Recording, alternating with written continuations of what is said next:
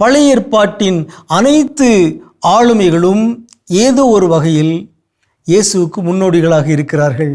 இதுவே புதிய ஏற்பாட்டு ஆசிரியர்களுடைய ஒரு எண்ணமாக, கருத்தாக இருக்கிறது. விவிலிய அறிஞர்கள் அதை உறுதிப்படுத்துகிறார்கள்.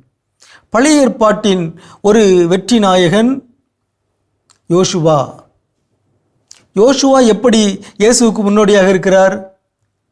யோசுவாவுடைய பெயரிலேயே ஒரு சிறப்பு இருக்கிறது. காரணம், யோசுவா என்னும் பெயர்தான் இயேசு என்று மருவி வந்திருக்கிறது.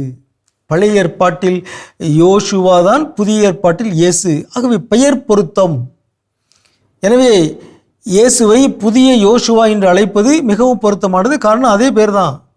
ஜோஷுவா என்பதும் இயேசு என்பதும் ஒரே பெயர்தான். இரண்டு பேருக்குமே மீட்பர் என்றுதான் பொருள். யோசுவா இஸ்ரேல் மக்களை விடுதலை வாழ்வுக்கு அழைத்து சென்றார்.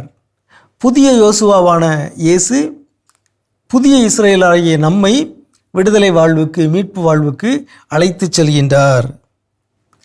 அப்புறம் யோசுவா எரிகோ நகரை சுற்றி அதன் மதில்களை உடைத்து அதற்கு நுழைந்து வெற்றி பெற்றார்.